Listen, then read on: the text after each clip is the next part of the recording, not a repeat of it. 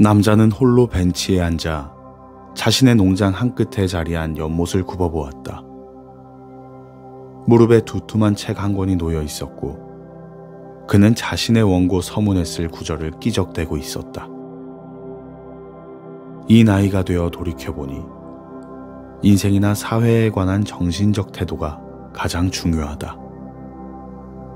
한 사람의 인생을 책에 비유하면 매 쪽에 담긴 용기 있는 결정에 따라 그 사람의 인생도 달라진다. 이 구절은 흔히들 알고 있는 것보다 훨씬 더 복잡한 어떤 주제 하나를 생각해 보기에 좋았다. 그에게 경제적 안정을 안겨준 것이 무엇인지는 어느 한 가지를 콕 집어 말할 수 없었다. 삶 역시 그런 식으로 돌아간다. 정원사는 젊은 시절을 떠올렸다. 그때 친구들은 그에게 일에 미쳤다고 했고 실제로 그의 삶에 일과 생활의 균형을 찾아볼 순 없었다. 친구들은 그에게 좀 천천히 가라고, 마음 편히 여가도 누리라고 했다. 하루하루를 즐기라고 했다. 왜 인생에 만족하지 못하는지, 왜 평범한 생활에 만족하지 못하는지 의아해했다. 친구들이 그에게 말했다. 인생에는 돈보다 중요한 게 많아. 왜 그렇게 일에 매달려? 진정으로 돈보다 중요한 게 훨씬 많지. 정원사는 친구들의 말에 동의했다.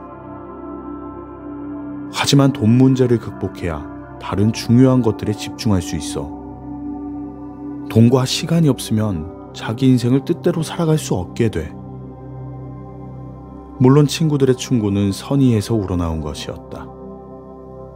하지만 그것이 그를 변화시키지는 못했다. 그는 친구들보다 나아지려는 것도, 높은 수입을 올리고 부유한 생활을 하려는 것도 아니었다. 하지만 그가 추구하는 건 여타 사람들이 추구하는 것과는 달랐다. 그는 늘 자신이 무엇을 원하는지를 정확히 알았다. 그건 경제적 성배였다. 그는 수년 동안 엄청난 부를 쌓았고 친구들은 그를 행운아라고 불렀다. 그리고 또 한 번 그에게 지금의 성공에 만족하고 좀 편안해지라고 충고했다. 무덤에 갈 때 돈은 못 가져가. 지금 누리지 못하면 그 돈이 무슨 소용이야. 친구들은 그의 내면 깊은 곳에 자리한 동기가 무엇인지 몰랐다. 그러니까 그저 돈을 모으려고 은행에 현금을 넣어두는 것이 아니라는 사실을 말이다. 그는 우위를 점하고 싶었다. 사람들이 아니라 자기 인생의 경제적 조건에서. 그는 늘 이렇게 말했다. 돈으로 풀 수 있는 문제가 닥쳤을 때 그걸 해결하려면 돈이 있어야 해. 그러면 그건 사소한 문제가 돼. 하지만 그럴 돈이 없다면 인생에서 가장 사소한 문제가 가장 끔찍한 문제가 될 수도 있어. 훗날 인생의 황혼기에 접어들어서 어마어마한 부를 일구게 된 그는 그제야 세상을 바라보고 경험하고자 여행을 떠났다. 여행을 하면서 그는 사람들이 경제적 문제에 얼마나 시달리고 있는지를 보았다. 장소는 달라도 대부분 경제적 문제로 괴로워하고 있었다. 사람들은 거의 모두 돈에 대해 생각하고 돈을 바라고 있는 것 같았다. 하지만 분명한 건 부를 차곡차곡 쌓아나가는 선택은 하지 않았다.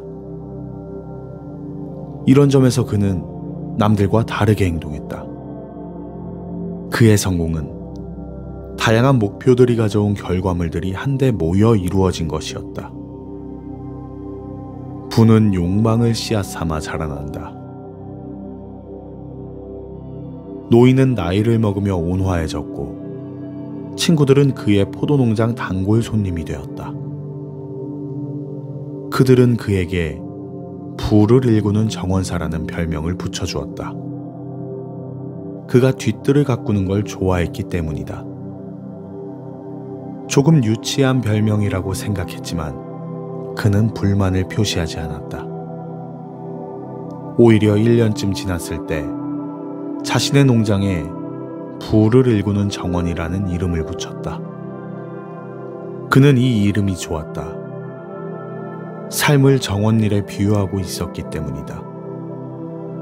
정원사는 땅을 일구는 노력을 아까워하지 않아야 한다.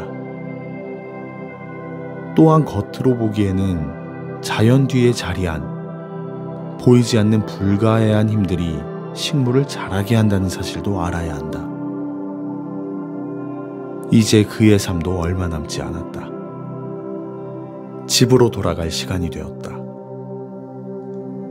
그는 책을 팔에 끼고 자신의 농장을 걸어가면서 세상 만물에 자리한 가장 큰 질문 하나를 떠올렸다. 지금 손에 쥔 성공은 얼마나 가치가 있나? 평생 열심히 살면서 막대한 부를 일구었는데 생이 다해가는 이때 그것이 중요한 것인가? 그렇다. 부라는 보상을 위해 치른 대가는 분명 가치가 있었다. 그 길에서 인생의 필수적인 것들을 얻었다. 일과 자유, 개인적 성장이 따라왔다. 가장 뜻밖의 열매는 그가 부유한 삶을 일구어온 과정을 영적 여정으로 보게 되었다는 점이다. 그는 자신이 쓴 책 한 장 한 장에 이런 진실이 담겨 있기를 바랐다. 집으로 돌아와 그는 정원으로 향했다. 때는 11월이었고 땅바닥은 얼어 있었다. 그는 비닐봉투로 책을 잘 싸서 땅에 묻었다. 지미가 책을 발견할 수도 있고 그가 얻은 인생의 교훈들이 이대로 영원히 사라질 수도 있었다. 그 결정을 운명의 신께 맡기기로 했다.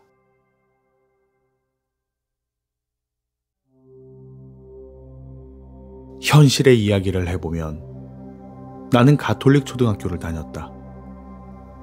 졸업할 때쯤 나는 과도한 부는 악이라는 가르침을 믿고 있었다.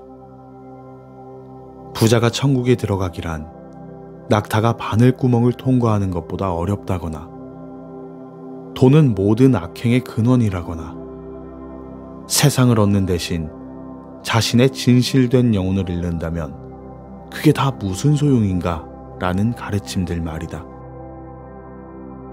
하지만 20대가 되어 경제적 고난을 겪게 되면서 나는 돈에 대해 다른 관점을 배우게 되었다. 돈이 없다는 사실이 사람을 어떻게 불안과 공포, 벗어날 수 없는 절망 상태로 몰아가는지 경험했다.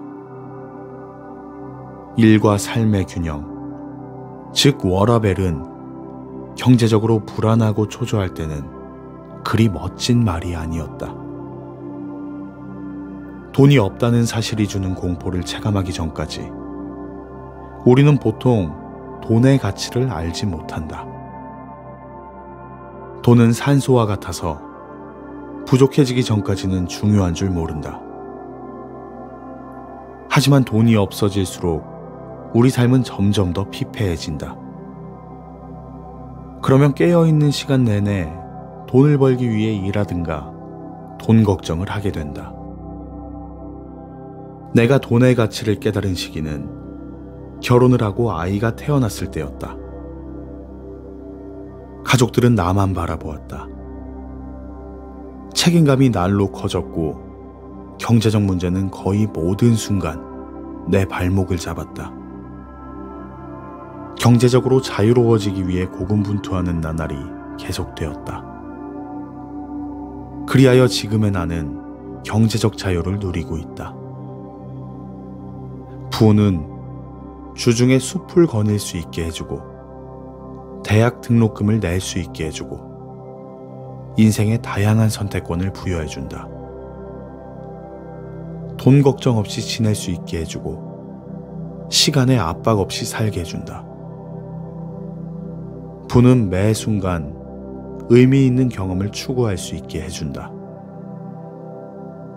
당신에게 지금의 삶과 현재 상황에 만족하라고 말하는 사람을 경계하라. 오직 당신만이 자신의 영혼이 어떤 상황에서 만족을 하는지 알 수 있다. 오직 당신만이 자신의 야망이 어디로 향하는지 느낄 수 있다. 부를 추구하라. 부자가 되고 싶다는 야망을 가장 큰 악으로 취급하는 사람들이 있다. 하지만 부유한 인생은 물질적 추구의 과정인 동시에 영적 여정이기도 하다.